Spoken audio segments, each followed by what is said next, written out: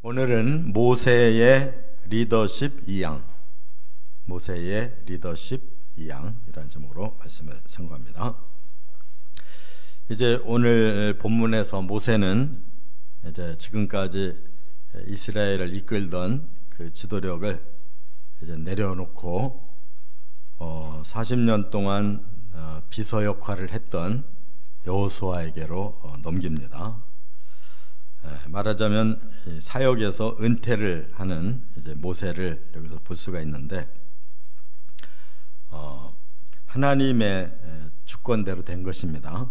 모세가 자신이 그만두겠다고 한 게 아니고 하나님께서 너는 여기까지다, 그리고 내 대신 이제 여호수아에게 그 리더십 바톤을 넘겨라, 이렇게 말씀을 하셔서 그대로 모세는 순종을 하고, 또 여호수아는 아직까지 앞장서서 리더로서 산 적이 없기 때문에 너무 두려워하니까 또 그를 아주 뜨겁게 하나님의 그 능력을 믿고 순종만 하면 얼마든지 하나님이 너를 쓰신다라고 격려를 하고 있습니다. 이처럼 영적 공동체의 주권은 하나님께 있고, 사역자들은 그 하나님의 뜻을 받들어서 최선을 다할 뿐이며, 리더십은 하나님이 원하시는 대로 이양이 되면서 이렇게 하나님의 공동체가 계속 부흥하고 성장하고 또 하나님 뜻이 이루어지는 것이, 이게 바로 가장 하나님이 원하시는 리더십이다 하는 걸 깨닫습니다. 그래서 오늘 본문에서 이 리더십의 이양 원리가 세 가지가 있어요. 첫째는 하나님의 주권에 순종했다는 거. 여기 1절부터 3절에 보면 모세가 백성들에게 밝히기를 내 나이가 120세인데 이제 출입을 할 수가 없게 됐다 그랬어요. 이 말은 몸이 아프다는 뜻이 아니에요. 모세는 아직도 건강했어요. 그런데 이제는 때가 됐다, 리더십 이양할 때가 됐다라는 것을 이제 밝히는 말이었고, 그 주권은 바로 하나님께 있다는 거. 그래서 모세는 지금 120년을 살면서 그 모든 것이 다 하나님의 섭리와 또 하나님의 주권에 의해서 여기까지 왔다는 것을 우리가 알 수 있어요. 모세가 태어났던 시절에는 이집트는 이제 이스라엘 사람들이 더 많이 태어나면 숫자가 너무 많이 불어서 우리가 위험하다, 그 정도로 이제 민족이 커졌어요. 하나님의 때가 온 겁니다. 이스라엘을 이제 민족으로 키워서 이제 가나안 땅으로 옮기실 때가 됐어요. 그때쯤 모세가 태어났는데, 모세는 남자로 태어났기 때문에 나면서 바로 죽을 수밖에 없었어요. 남자아이는 죽이고 여자아이는 살려라, 이게 애굽의 정책이었습니다. 그래서 그 부모들이 그냥 버리지를 못하고 있다가 이제 아이가 점점 크니까 할 수 없이 이제 나일 강에다가 띄우잖아요. 그리고 하나님의 섭리를 이제 기다린 건데, 애굽의 공주가 그 강가에 와서 아기를 발견하고 자기가 데리고 왕자로 키워요. 그게 다 하나님 섭리죠. 사람이 어떻게 할 수 없는. 그래서 40년을 이제 왕자로 궁중에서 모든 세상 학문을 다 배웠습니다. 그 시대에 이제 그 문명의 세계가 메소포타미아, 지금 이라크 지역에 문명 세계가 하나 있었고, 그 다음에 아프리카 초입에 이집트가 문명의 세계였어요. 그 외에도 인도와 중국도 있었지만, 그 시대의 지금 성경의 배경은 바로 지중해를 중심으로 하고 있기 때문에 인도, 중국 이런 문명은 전혀 소개가 되지 않습니다. 여기에서 궁중 훈련을 다 받았다는 것은 세상의 이치를 다 깨달은 거예요. 40세까지. 그러니까 대단히 똑똑한 사람입니다. 신약에서도 그런 인물이 하나 있죠. 사도 바울. 뛰어난 인물이에요. 왜냐하면 로마의 대학을 다녔고 또 가브리엘 율법의 최고 권위자한테 배웠고, 그가 예수를 오히려 적대시해서 죽이려고 하다가 예수님을 만나서 확 변했기 때문에 예수님이 그를 시내산으로 움직여서 그에게 계시를 주셨어요. 모세가 율법 받듯이 사도 바울은 직접 복음 계시를 받습니다. 제자 생활을 한 적이 없기 때문에. 그러니까 구약의 율법이 모세를 통해 쓰여지고 신약의 예수님의 복음서가 해석된 것이 바로 바울에 의해서 13편으로 복음서를 싹 해석해요. 그래서 이 성경의 뼈대가 만들어졌어요. 그러니까 세상의 지식도 필요한 겁니다. 그 무조건 그걸 무시하면 안 돼요. 세상 지식도 하나님이 다 주신 거고, 또 자연의 이런 이치라든지 모든 이 세상의 원리도 다 하나님 뜻 안에서 만들어지는 거예요. 그런데 자기 뜻을 40세에 이뤄보려고 하다가 실패하니까 저 미디안으로 도망갔어요. 지금으로 말하면 저 사우디아라비 쪽으로 도망갔어요. 거기서 40년을 살면서 완전히 촌부가 돼서 겉으로는 모든 게 다 후퇴한 것 같지만 바로 그의 마음에 철저히 겸손하게 낮아지는 이러한 내면 훈련이 된 거예요. 그 사람이 외적인 훈련도 필요하고 내면의 훈련도 필요해요. 그래서 자기가 너무 미묘한 존재라는 걸 철저히 깨달았기 때문에 하나님이 부를 때에도 계속 사양을 했어요. 못한다고. 그러나 하나님이 다시 그를 불러서 이제 80세에 이스라엘을 노예 생활에서 빼내라. 그 사명을 받고 결국 40년 동안 출애굽과 광야를 건넌 거잖아요. 그래서 이제 40년 이렇게 살다 보니까 120세가 되고 이제 너는 여기서 끝나라. 그러니까 지금 딱 순종하고 있잖아요. 그러니까 하나님은 구약 시대에 모세처럼 또 그렇게 모든 게 갖춰진 사람, 외적인 학문과 내면의 인격과 또 하나님의 부르심으로 받은 영성을 다 함께 묶어서 모세처럼 귀하게 쓰임받은 사람이 없어요. 그런데 지금 자기 부하 비서로 여호수아가 40년을 섬겼는데 겉으로 보면은 하늘과 땅 차이잖아요.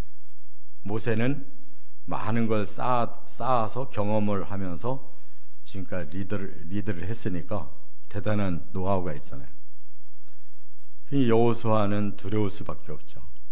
그러나 주권이 하나님께 있기 때문에 하나님께서 모세 대신 여호수아를 쓰신다고 할 때 하나님의 주권에 넘기는 것이 그게 지도자들의 순종이다 하는 것입니다.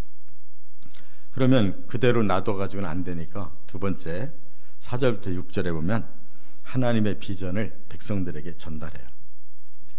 지도자는 그냥 다스리라고 준 게 아니고 하나님의 비전을 끌고 가라고 주신 거예요.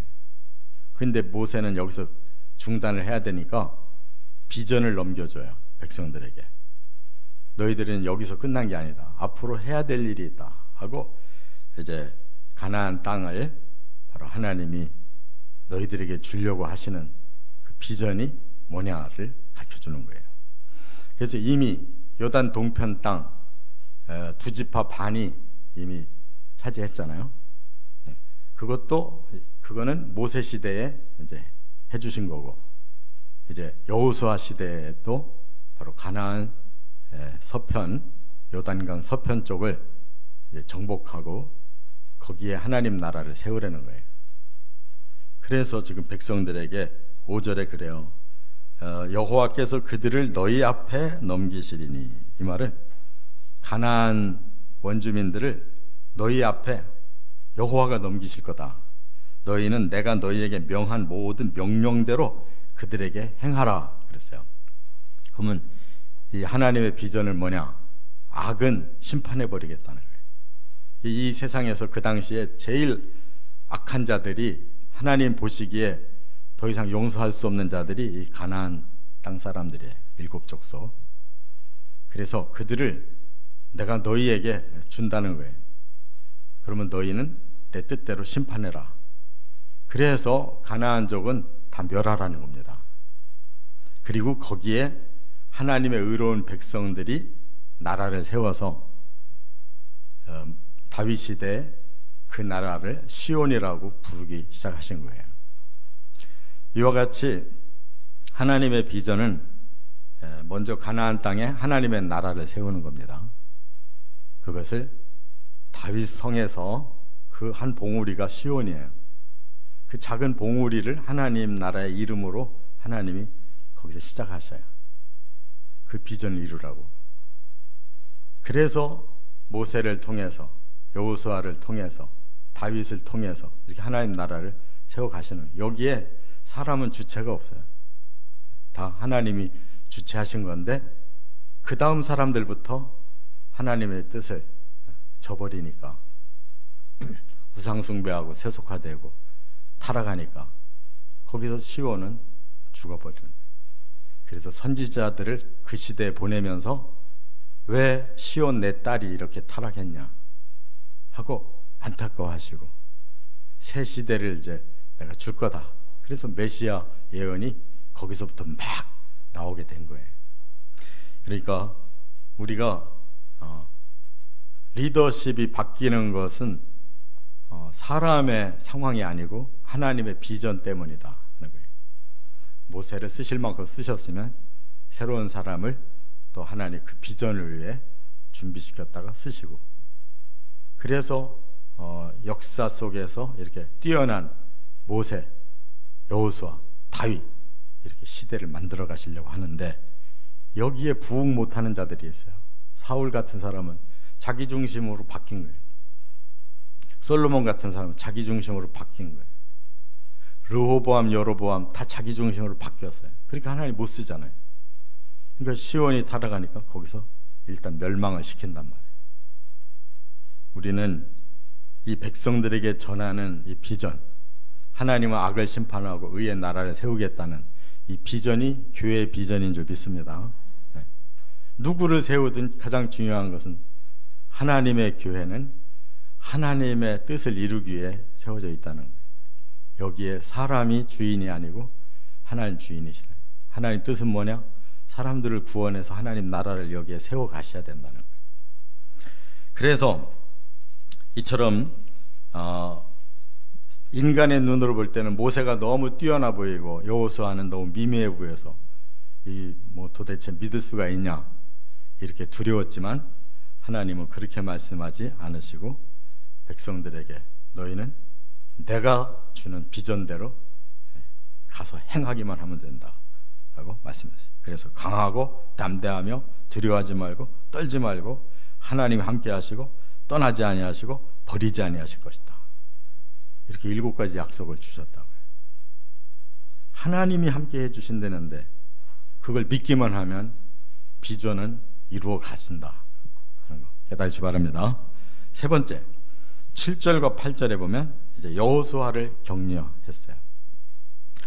이 모든 짐을 이제 여호수아가 맡게 되니까 당연히 너무 두려울 거 아니겠어요?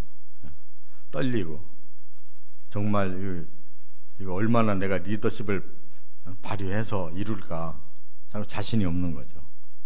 여호수아서 들어가도 1장 7절 8절에 똑같은 말씀, 오늘과 똑같은 말씀을 주셨는데 그 두렵고 떨리는 마음에 바로 일단 모세를 통해서 하나님이 격려를 해요.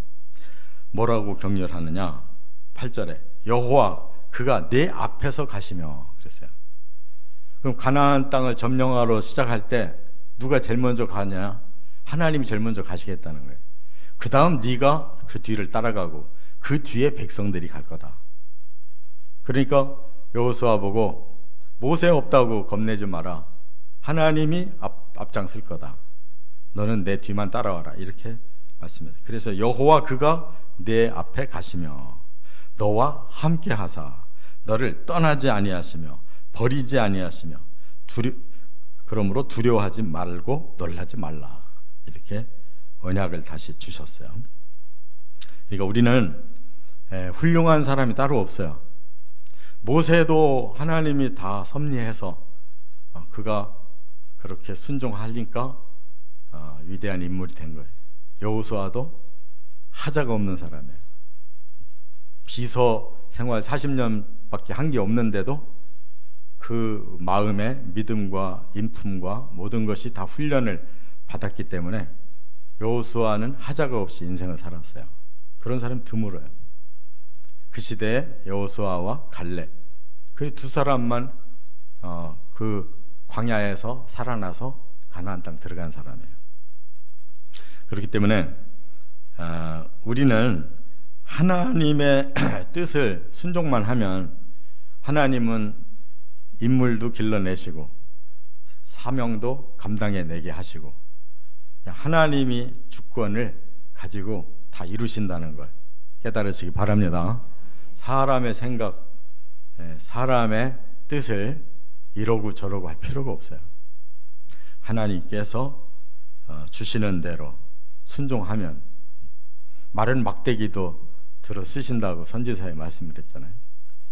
그런 우리는 믿음과 겸손함을 가지고 하나님께 순종만 하면 섣부른 지도자보다 훨씬 훌륭한 거예요. 이렇게 우리도 하나님의 주권 앞에 순종하고 비전을 위해서 함께 힘을 모으며 새로운 리더가 아무리 약해 보여도 하나님이 앞장서면 다 할 수 있다는 것, 이러한 순종의 리더십이 되어 가시기를 주의 이름으로 축원합니다.